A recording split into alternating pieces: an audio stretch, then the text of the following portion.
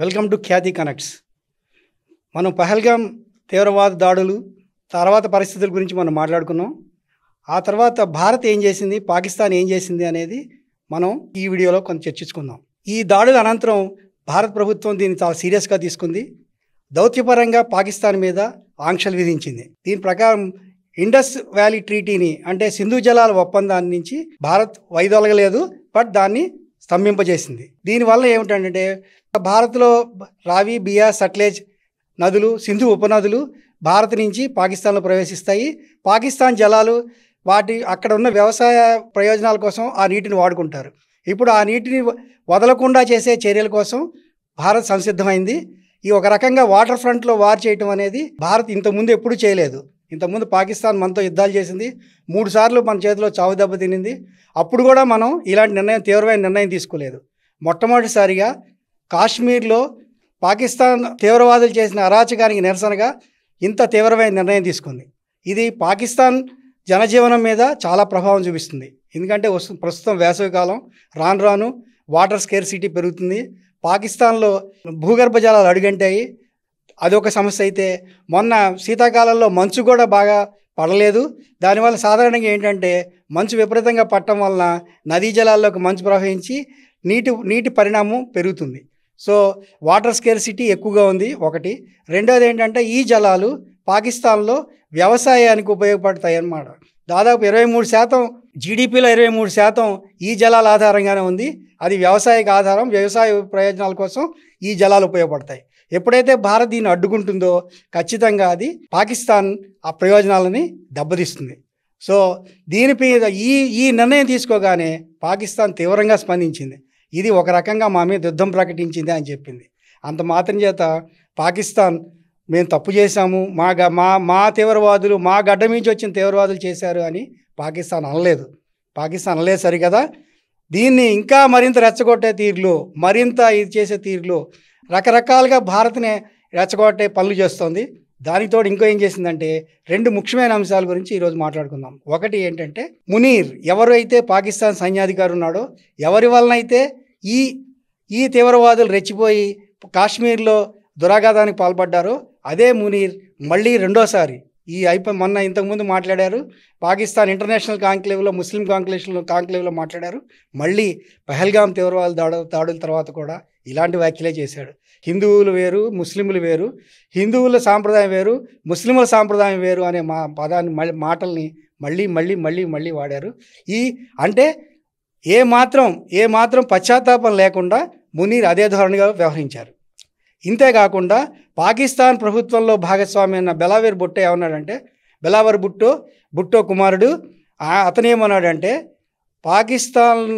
పాకిస్తాన్లో సింధు జలాలు పారాలి, సింధు జలాలు పాకిస్తాన్వే, పాకిస్తాన్లో సింధు జలాలు పారకపోతే భారత్ రక్తం పారుతుంది అని హెచ్చరించాడు. అంటే ఏంటి, దీని అర్థం ఏంటంటే పాకిస్తాను ఇంకా భారత్ వ్యతిరేక ధోరణిని ఇంకా రెచ్చగొట్టి తీవ్రవాద కార్యక్రమాలు చేపట్టమని ప్రోత్సహిస్తోందన్నమాట, దీన్ని సమర్థిస్తోందన్నమాట. అర్థమైంది కదా. ఈ 2 మునీరు అలాగే మాట్లాడాడు, ఇతను బెలావర్ భుట్టో కూడా అలా మాట్లాడాడు. కానీ పాకిస్తాన్ ప్రధాని కొంచెం తెలివిగా మాట్లాడినట్టు ప్రవర్తించాడు. దీని మీద ఇంటర్నేషనల్ ప్రోబ్ కావాలన్నాడు, అంతర్జాతీయంగా దీని మీద దర్యాప్తు జరగాలన్నాడు. అంతర్జాతీయంగా దర్యాప్తు జరగాలి, ఆ దర్యాప్తుకి మేము సహకరిస్తామన్నాడు. దీనికి భారత ప్రభుత్వంలో అధికార పార్టీలు కాదు, ప్రతిపక్ష పార్టీలు చాలా తీవ్రంగా కామెంట్ చేస్తున్నాయి. ఉమర్ అబ్దుల్లా కాశ్మీర్ ముఖ్యమంత్రి దీని మీద చాలా తీవ్రంగా రియాక్ట్ అయ్యాడు. దొంగను పట్టుకోవడం ఏంటి, ఈ దాడి చేసింది పాకిస్తాన్ తీవ్రవాదులు చేస్తే పాకిస్తాన్ ప్రభుత్వం ఎలా దర్యాప్తు చేస్తుంది, అందులో న్యూట్రల్ దర్యాప్తు జరగాలని కోరటం ఏంటి, ఇదంతా హాస్యాస్పదం అన్నాడు. దేశవ్యాప్తంగా పాకిస్తాన్ దురాఘాతాల వ్యతిరేకంగా ఒక పార్టీ అని కాదు, అన్ని పార్టీలు భారత ప్రభుత్వానికి, అధికార పార్టీకి మద్దతు ఇచ్చాయి. ప్రభుత్వం తీసుకునే ఏ చర్యలకైనా మేము మద్దతు ఇస్తాము అని ప్రకటించాయి. అన్ని పార్టీలు ప్రకటించాయి. మీరు చూసి ఉంటారు, రేవంత్ రెడ్డి హైదరాబాద్లో నిన్న మాట్లాడారు. తెలంగాణ ముఖ్యమంత్రి రేవంత్ రెడ్డి మాట్లాడుతూ ఏమన్నారు, పాకిస్తాన్ని ముక్కలు చేయండి అన్నారు. డివైడ్ పాకిస్తాన్ ముక్కలు చేయండి, పాకిస్తాన్ ఆక్యుపై చేసిన కాశ్మీర్ని భారత్, ఇది ఒక సంఘీభావంగా ఒక కాంగ్రెస్ పార్టీ తరఫున ముఖ్యమంత్రి హోదాలో రేవంత్ రెడ్డి చేసిన వ్యాఖ్యలు, అలాగే ఇతర ప్రాంతాల్లో నాయకులు కూడా, ముఖ్యమంత్రులు, ఇతర పార్టీల నేతలు అందరూ కూడా బీజేపీతో సంబంధం ఉన్నవాళ్ళైనా, బీజేపీ మిత్రపక్షమైనా, బీజేపీకి వ్యతిరేక పార్టీలు ఉన్నాయి సరే, రాజకీయ సిద్ధాంతాలను పక్కన పెట్టి ఏకోన్ముఖంగా పాకిస్తాన్ని ఖచ్చితంగా బుద్ధి చెప్పాలి, పాకిస్తాన్ని అణిచివేయాలి అని కోరుతున్నారు. ఇది ఒకవైపు జరుగుతోంది. ఇది రాజకీయ పక్షంగా జరుగుతున్న ఒక ఏర్పాటు. దౌత్యపరంగా ఒక పైకి అధికారంగా నిర్ణయం తీసుకున్నారు. ఆ నిర్ణయం ప్రకారం సింధు జలాల ప్రవాహాన్ని మీద నియంత్రించడం ఒకటి, ప్లస్ వీసాలు రద్దు చేయడం అనేది ఒకటి, తర్వాత పాకిస్తాన్ని పౌరులను వెంటనే 48 గంటల్లో ఇక్కడి నుంచి ఖాళీ చేయమని చెప్పడం అనేది జరిగింది. దీనికి సంబంధించి దేశంలో అన్ని ప్రాంతాల్లోనూ తనిఖీలు జరుగుతున్నాయి. ప్రధాన నగరాల్లో పోలీస్ సిబ్బంది దర్యాప్తులు చేస్తున్నారు. హైదరాబాద్లో కూడా దాదాపు 230 మంది పాకిస్తానీలు ఉన్నట్టుగా అంచనా వేశారు. వాళ్ళకి చెప్పారు, ఆల్రెడీ 48 గంటల లోపల మీరు ఖాళీ చేసి వెళ్ళండి అని చెప్పారు. వాళ్ళు 48 గంటల లోపల అటారీ బోర్డర్ని దాటి వాళ్ళు పాకిస్తాన్ ప్రవేశించాలి, లేకపోతే వాళ్ళు ఇక్కడ ఉండటానికి వీల్లేదు, వాళ్ళ మీద కఠినమైన చర్యలు తీసుకుంటారు. ఇది ఒకవైపు జరుగుతుంది. ఇంకా రెండో వైపున ప్రభుత్వం తరపున పాకిస్తాన్ రెచ్చగొట్టే ధోరణులు పాటిస్తుంది, మనం ఆల్రెడీ చెప్పుకున్నాం. దీనికి ఈ సైనిక విన్యాసాల నేపథ్యంగా ఇండియన్ ఎయిర్ ఫోర్స్ అత్యంత శక్తివంతమైంది, అత్యంత ఆధునికమైన ఆయుధాలను కలిగి ఉంది. రఫేల్ లాంటి యుద్ధ విమానాలు కలిగి ఉంది. ఇది సుఖాయ్ విమానాలు, రఫేల్ విమానాలు ఇలాంటి అత్యంత ఆధునికమైన ఆయుధాలను ప్రదర్శనకు పెట్టింది. ప్రదర్శన కాదు, విన్యాసాలు అంటే ఏంటంటే వాళ్ళు తమ టెక్నాలజీని ఎగ్జిబిట్ చేసి అన్నీ సరిగా ఉన్నాయో చెక్ చేసుకుంటారు. అంటే ఏ క్షణమైనా అటాక్ చేయడానికి వీలుగా చేసుకుంటారు. దీన్ని సైనిక విన్యాసాలు అంటారు. భారత్ దగ్గర ఉన్న ఎయిర్ ఫోర్స్ దగ్గర ఉన్న విమానాలు ఈ ప్రదర్శనలో పాల్గొన్నాయి, ఈ విన్యాసాల్లో పాల్గొన్నాయి, తమ శక్తిని పరీక్షించుకున్నాయి. అటాక్ జరిగితే దాన్ని ప్రెసిషన్ అటాక్ అంటారు. ప్రెసిషన్ అంటే ఖచ్చితంగా ఏ లక్ష్యాన్ని కొట్టాలో ఆ లక్ష్యాన్ని కొట్టగలిగేటట్టుగా ఉన్నాయా లేదా అని చేసుకున్న పని పరిశీలించారు, చెక్ చేసుకున్నారు. అలాగే ఎవరు ఏ బాధ్యతలు తీసుకోవాలి అని ఒక సమర్థులైన ఎక్స్పర్ట్ పైలట్లతోటి దానికి ట్రైనింగ్ జరిగింది. ఇది ఆల్రెడీ ప్రిపేర్నెస్ ఫర్ వార్, అంటే వార్ జరుగుతుందని కాదు. భారత్ యుద్ధకాముక దేశం కాదు, యుద్ధాలు చేయాలని కోరుకోదు. సాధ్యమైనంత వరకు పరిస్థితిని అదుపులో ఉంచడానికి ప్రయత్నిస్తుంది. కానీ శత్రువు రెచ్చగొట్టినప్పుడు బదులు చెప్పడానికి కూడా సర్వసన్నద్ధంగా ఉండటం కోసం ఈ ఏర్పాటు చేశారు. రక్తం నీళ్లు కలిసి ప్రవహించవు అన్నారు మోడీ. రక్తం నీళ్లు కలిసి ప్రవహించవు అని చెప్పారు. అంటే స్నేహితులతో స్నేహం చేయొచ్చు, కానీ శత్రువు మనని రెచ్చగొట్టి మన రక్తం కళ చూస్తున్నప్పుడు మనం స్నేహంగా ఉండలేము అని పరోక్షంగా చెప్పారు. అంటే పాకిస్తాన్ రిటాలియేట్ చేస్తే, ఇంకా హద్దు మీరితే ఎంత దూరమైనా వెళ్ళటానికి సిద్ధము అన్న సంకేతాలను ఇస్తుంది. ప్రస్తుతం కాశ్మీర్లో సెక్యూరిటీ సిబ్బంది జల్లెడ పడుతున్నారు, ఇళ్ళు తనిఖీ చేస్తున్నారు. అనుమానితుల ఇళ్ళని కొన్నిసార్లు కూల్చివేస్తున్నారు, కొన్నిసార్లు దాడులు చేసి వాళ్ళని టార్గెట్ చేసి వాళ్ళని అనుమానిస్తే ప్రశ్నిస్తున్నారు. చాలా చోట్ల ఇది ఒక పెద్ద ఎత్తున జరుగుతోంది. ఇది ఇక్కడితో ముగిసేది కాదు. రాబోయే రోజుల్లో ఇంకా దీని గురించి మనం వింటాం. అలాగే అల్ఫోసీ పరిధిలో పాకిస్తాన్ చేస్తున్న దురాఘాతాలు, పాకిస్తాన్ ప్రవేశించడానికి చేస్తున్న ప్రయత్నాలని భారత సైన్యం తిప్పికొట్టింది. దీనిలో 2 పాకిస్తాన్ వ్యక్తులు మరణించినట్టుగా మనకు తెలుస్తోంది. అయితే ఈ విషయంలో మనకు తెలుస్తున్న వార్తలు జరుగుతున్న వాస్తవం కంటే తక్కువ ఉన్నాయి అనిపిస్తోంది. ఎందుకే భారత సమాచార శాఖ నిన్న ఒక రిక్వెస్ట్ చేసింది, మీడియా దయచేసి సెక్యూరిటీ తనిఖీలను కానీ సెక్యూరిటీకి సంబంధించిన ఇతర విషయాలను కానీ బాహ్య ప్రపంచానికి తెలియజేయకండి, ఎందుకంటే ఇవన్నీ మా దర్యాప్తుకి ఆటంకం కలిగిస్తాయి అని చెప్పారు. సో క్షేత్రస్థాయిలో గ్రౌండ్లో చాలా యాక్టివిటీ నడుస్తోంది. రేయింబవళ్ళు, భారత్ నేవీ, ఎయిర్ ఫోర్స్, ఈ 3 శాఖలు కూడా తీవ్రంగా ప్రయత్నిస్తున్నాయి.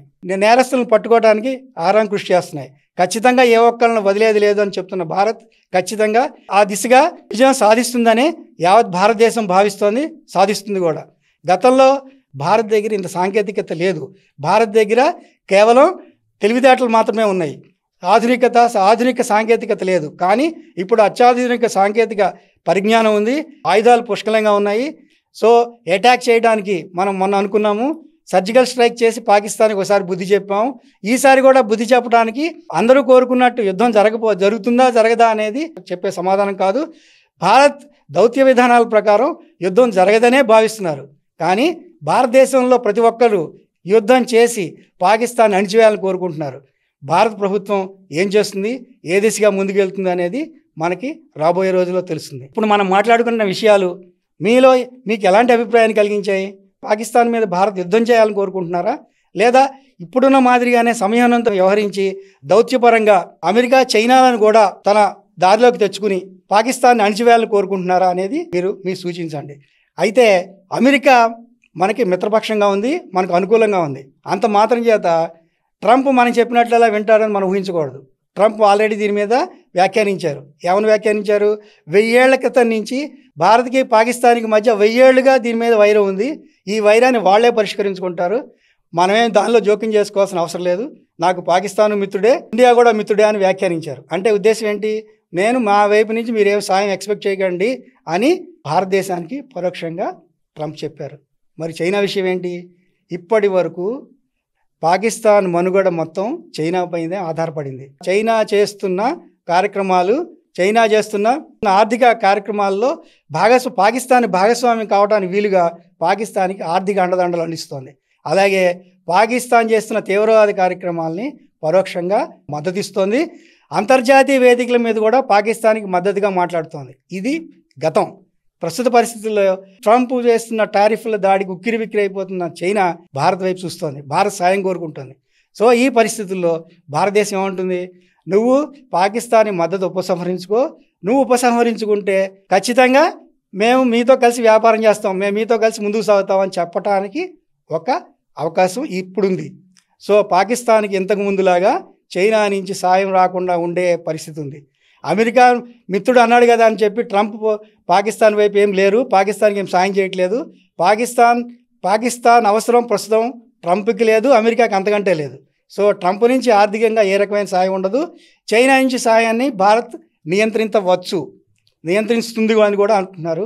అలాగే గల్ఫ్ దేశాల నుంచి కూడా వచ్చే సాయాలని పాకిస్తాన్ ఏ రకంగా గల్ఫ్ దేశాలు సహాయపడకుండా కూడా చేయాలని భారత్ ప్రయత్నిస్తోంది. తెర వెనుక దీనికి సంబంధించిన దౌత్యపరమైన అంశాలు కూడా సాగుతున్నాయి. అంటే ఏంటి? భారత్ పాకిస్తాన్కి నిధులు అందకుండా స్తంభింపజేయడానికి ప్రయత్నిస్తోంది. దీనివల్ల ఏమవుతుంది? పాకిస్తాన్ ఏకాకి కావటమే కాదు, ఆర్థికంగా బలహీనమవుతుంది. ఇప్పటికే అప్పుల్లో ఉండి నానా ఇబ్బందులు పడుతున్న పాకిస్తాన్ రేపు ఏ దేశం అగ్రదేశాలు రెండూ సాయం చేయనప్పుడు ఖచ్చితంగా చతికిలు పడుతుంది. ఇప్పట్లాగా ఉండే అవకాశం లేదు. పాకిస్తాన్ అప్పుల్లో ఉన్న ఆయుధాల తయారీలో, మిలిటరీ విషయంలో చాలా ముందుంది. సో ఎక్కువ ప్రాధాన్యత ఇస్తోంది. కానీ రాను రాను వాటి నిర్వహణ కూడా కష్టమవుతుంది. ఇప్పుడు మనం ఇంతకుముందు చెప్పుకున్నాం సింధు జలాలు రాకపోవటం వల్ల సమస్య వస్తుందని చెప్పాము. దానివల్ల వ్యవసాయ దిగుబడి తగ్గచ్చు, వ్యవసాయ పరంగా ఇబ్బందులు పడవచ్చు, తాగునీటి ఇబ్బందులు పడవచ్చు, అసలే అప్పులు ఇంకా పుట్టకపోవచ్చు. ప్రపంచంలో ఎక్కువసార్లు అప్పుల్లోంచి బయటపడేసిన ఇండియన్ మానిటరీ ఫండ్ IMF బయటపడేసిన దేశాల్లో పాకిస్తాన్ ఒకటి. దాదాపు 24 సార్లు పాకిస్తాన్ బెయిల్అవుట్ చేసింది. బెయిల్అవుట్ అంటే ఏంటంటే పూర్తిగా డబ్బులు లేనప్పుడు వాళ్ళు గవర్నమెంట్ IMF డబ్బులు ఇచ్చి బాబు ఈ అప్పులు తీర్చుకోలే, దీన్ని ఈ రకంగా తీర్చుకొని ముందుకు రావటం. సో IMF సాయం ఉన్నంత వరకు పాకిస్తాన్ కొంతవరకు నిలబడగలదు. కానీ రాను రాను పరిస్థితులు అలా ఉండవు. సో దాన్ని బట్టి పాకిస్తాన్ బలహీనం కావటం అనేది మనం భావించవచ్చు ఖచ్చితంగా. సో ఇప్పటి వరకు జరుగుతున్న పరిణామాలు మీరు విన్నారు. ఇంతకుముందు కూడా అడిగాము, మీ అభిప్రాయాలు మాకు తెలియజేయండి. ఈ వీడియో మీకు నచ్చితే లైక్ చేయండి, షేర్ చేయండి, మీ అభిప్రాయాలు మాతో పంచుకోండి. మరింత నాణ్యంగా ఈ కార్యక్రమాన్ని రూపుదిద్దుకోవడానికి మీ సహకారం మేము కోరుకుంటున్నాం. Thank you very much.